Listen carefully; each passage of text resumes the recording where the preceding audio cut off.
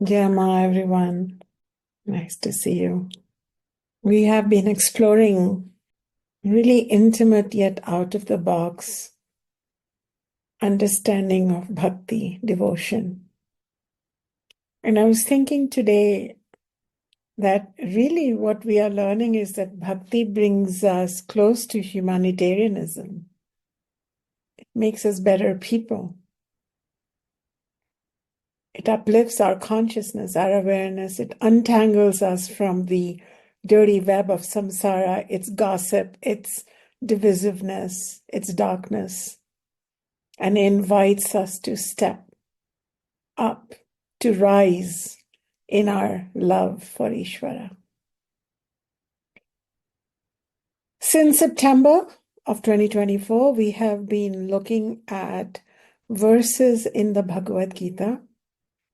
We've begun looking at verses from chapter 12, which is a chapter completely dedicated to Bhakti Yoga.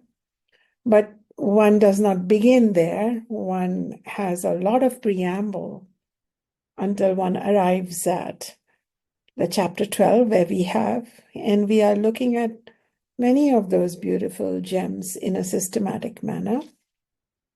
Maybe not each one of those 20 verses, but significant number of those. And we proceed today further.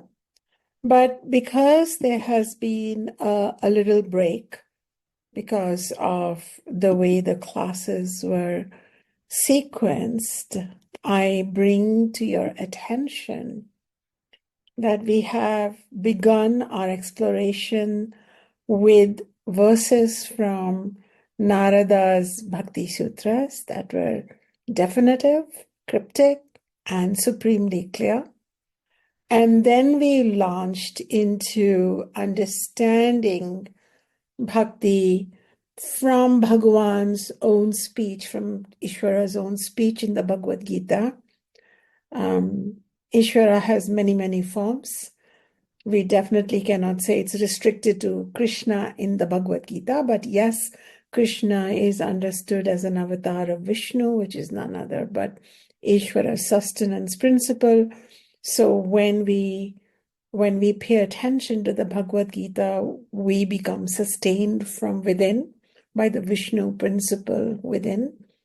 We had begun with a verse from chapter 9, in which Bhagavan said clearly that those who think of me, and the me could be abstract Ishvara, non-abstract Ishvara, Ishvara as Vishnu or Jesus or as a rock, it doesn't matter. But when we understand that cosmic divine, when we think of the cosmic divine, when we engage in bhakti towards the cosmic divine, then Ishvara reassured us that I preserve you. It is my responsibility to protect you. So your bhakti is not happening in isolation. It is not a one-way communication. This is a communion that happens. And this is the beauty that I preserve.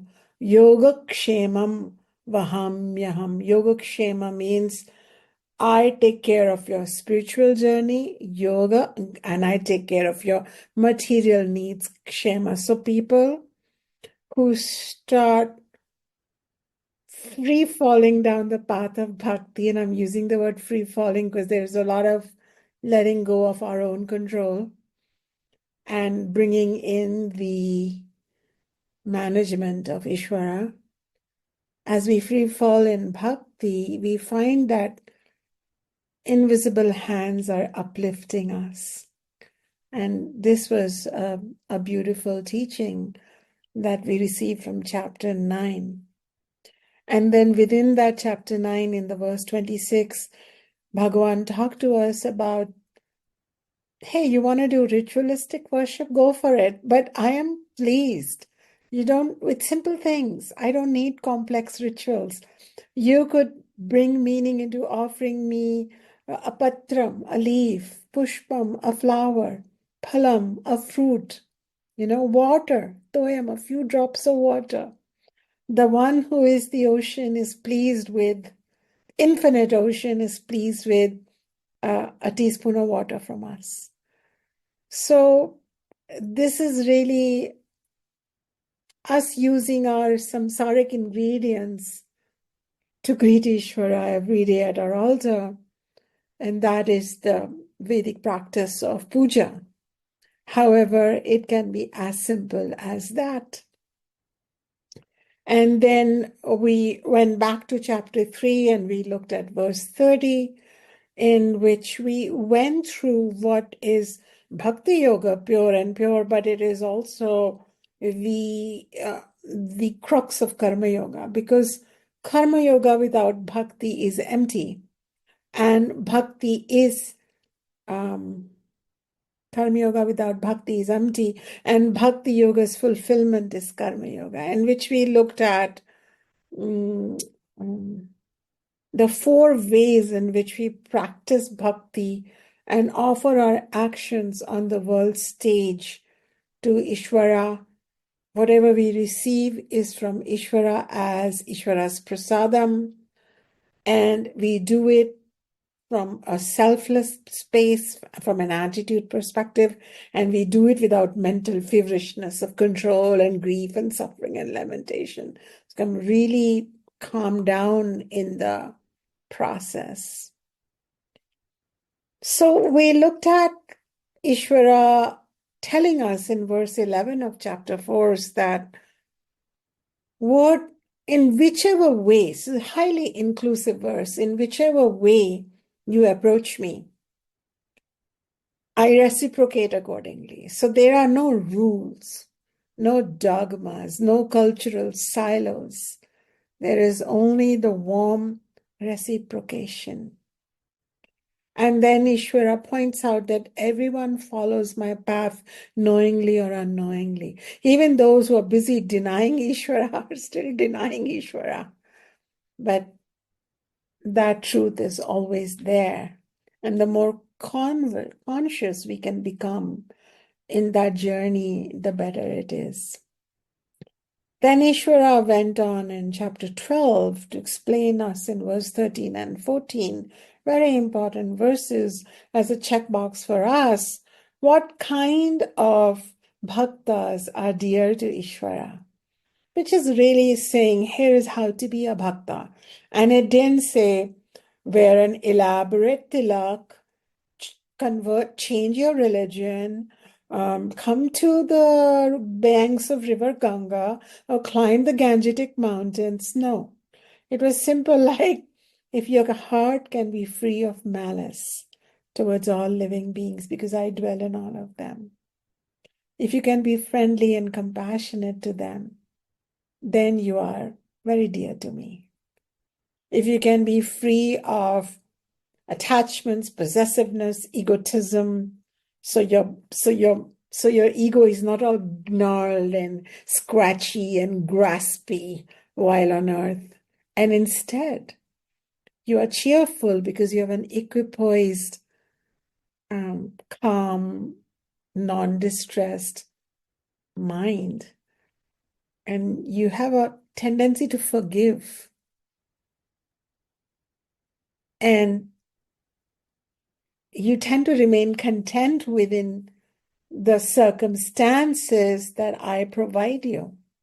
So they could be good, bad, dark, lovely, ugly, but you tend to find some level of contentment. They may be not as great, but you're somewhat content that this is Ishvara's order.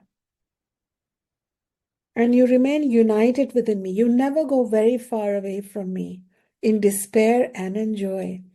Then you're rather dear to me. Why? Because we're constantly engaged with Ishvara.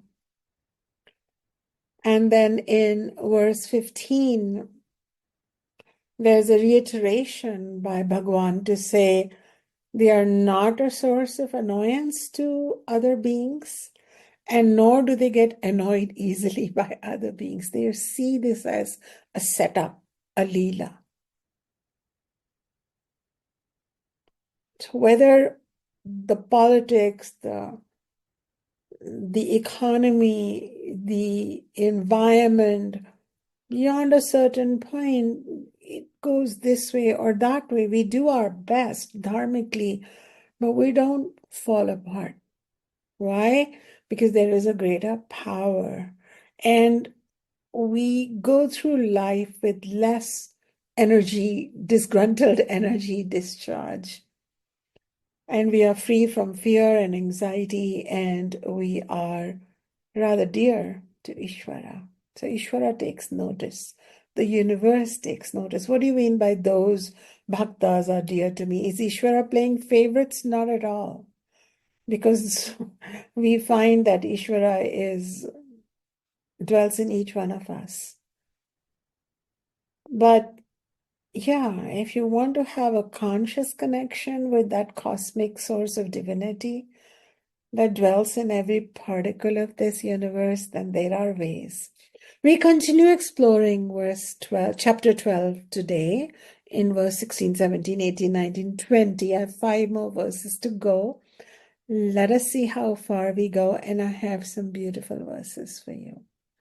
So I am delighted to bring forth to you Ishvara's words, who's also known as Bhagavan, who's Bhagwan's words. And in fact, Bhagavad Gita, every time Ishvara speaks, it always says Bhagavana uvacha, means Bhagavan spoke. So what did Bhagavan speak? Bhagavan upacha anapekṣhaḥ śhuchir dakṣha udāsīno gata-vyathaḥ sarvārambha-parityāgī yo mad-bhaktaḥ samē priyaḥ. So continuing in the discussion, because Arjuna wants to know, how do I get to come closer to the divine, that which that has taken your form, that is not limited to your form or begun from your form, but taken your form. That formless, boundless divine has taken your form to give me this discourse, and through me for the rest of humanity for thousands of years. That we are those chosen Arjunas today to hear these words. Then what did Bhagwan say? What did Bhagwan say by these words? And I shall take apart each word because it's really important. So he says that those devotees, those bhaktas are very dear to you who embody what? Anapekṣhaḥ. What is anapekṣhaḥ? These are words. Anapekṣhaḥ, śhuchir, dakṣha, udāsīno, gata-vyathaḥ, sarvārambha-parityāgī, yo mad-bhaktaḥ samē priyaḥ. That bhakta is very priyaḥ, loving to me. What are these? What are these 5 qualities? You better take notes. They're very helpful.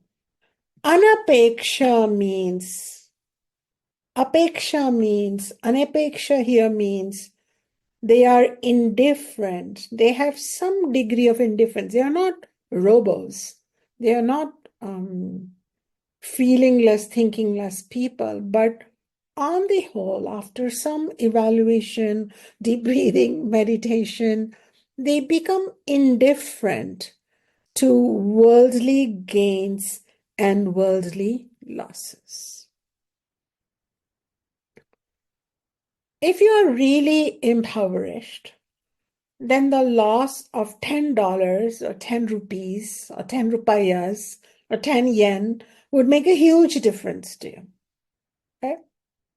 But if you have a couple of thousand in your bank, well, yeah, but it won't make big difference to you. And if you are really, really wealthy, then you could lose thousands and it wouldn't make a difference to you. And who is really, really wealthy? The one who starts loving Ishvara, who has the wealth, the divine wealth of loving Ma, of loving Ishvara. What their abundance from that love is so significantly pronounced that the losses in this darned samsara, in this shadow, in this deceptive universe, the losses and gains also, they're not that huge. Even the highest treasure does not make them too excited because they know it's a shadow. And it's a shadow marked by change, opposites, suffering down the road. And if there is a loss today, it will become a gain tomorrow. And the gain today will become a loss tomorrow. So they know that this is not worth getting too excited about or lamented about. So this anapekṣhaḥ or indifference comes from knowledge. Comes from knowledge, the kind that you are cultivating here in this Vedic study circle satsang, that this samsara is an appearance. You are, as long as you are identified with your mind, the mind shows you worlds when you are lying flat on bed, and the mind shows you a world when you wake up. And every few hours, the world flips. But these worlds are not permanent, and nothing is here. Your mind is merely traveled here to have an experience. And at death, it will travel somewhere else, lesser or better loka. And so while on earth is a great opportunity to become indifferent to excessive fascination with material losses and gains, and instead turn inwards to this love, which is equal to trust, which is equal to surrender, which is equal to okayness, which is equal to wholeness, which is equal to samatvam or equanimity in the divine love of Ishvara. And that is why Bhagavan says, describing his param bhaktas, and I use the gender he here because we're talking about Krishna, though Ishvara can be she also, Ishvara can be he, she, Ishvara can be that also when we describe the abstract Ishvara. So his bhaktas are they are indifferent to worldly gains and losses. Take a moment to let that settle in. Close your eyes and imagine yourself being somewhat immune. We're humans, we'll experience something, but it won't be enough to change your routine, change your trust in Ishvara, change your direction of life, the purpose of your life, which is moksha. Oh, oops, okay. Yeah, you move on. So that is something to think about. The other word here is śhuchir. The other word śhuchir after anapekṣhaḥ, śhuchir comes from shocham, which means purity, external and internal. Now, Ishvara is the ultimate purity, unstained by any shadows.